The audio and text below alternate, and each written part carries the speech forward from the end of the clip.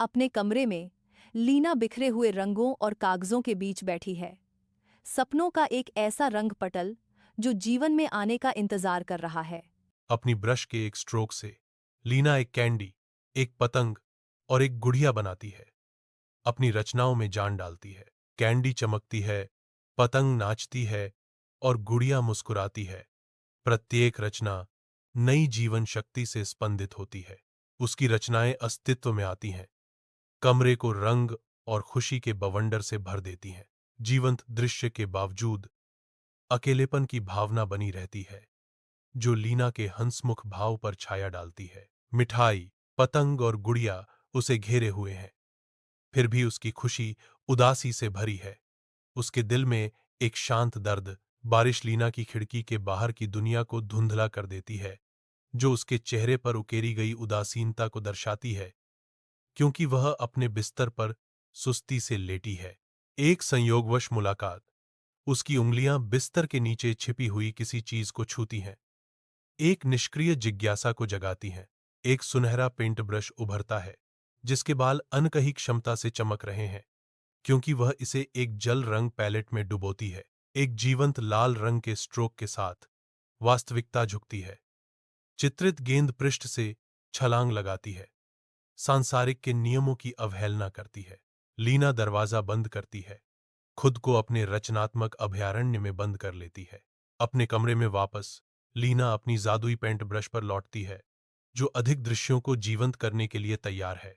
एक हल्की दस्तक कमरे में गूंजती है, जो लीना के कलात्मक प्रवाह को बाधित करती है। टॉमी की आवाज आती है, लीना, क्या तुम खेलोगी? लीना हिचकिचाती है। उसके हाथ में अभी भी पेंट ब्रश है, अपनी कला और एक दोस्त की पुकार के बीच फटी हुई है। टॉमी सौदे को मीठा करता है, आधा खाया हुआ कुकी पेश करता है और लीना के दिल में कुछ बदल जाता है।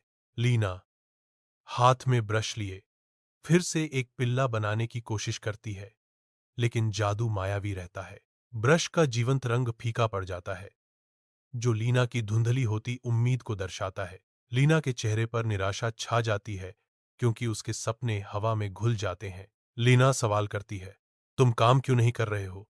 मुझे इसे विभाजित कर देना चाहिए था। लीना खिड़की के पास खड़ी है, विचारों में खोई हुई है, क्योंकि जीवंत गांव का मैदान उसके सामने खुलता है। टॉमी खुशी का केंद्र है, खिलखिलाती मुस्कुराहट के साथ अपने खिलौने साझा करता है। टॉमी एक लड़की को उसके जूते के फीते बांधने में मदद करता है। दयालुता का एक साधारण कार्य।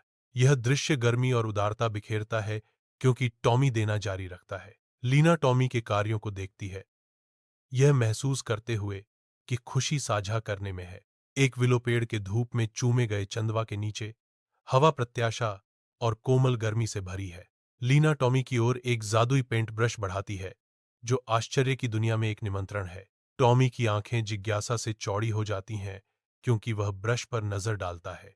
लीना की आवाज कोमल है, वार्मथ से भरी हुई। मैं इसे आपको दिखाना और आपके साथ साझा करना चाहती हूँ। अगर आपको ये कहानी पसंद आई हो तो लाइक, शेयर और सब्सक्राइब जरूर करें। फिर मिलेंगे एक नई कहानी के साथ।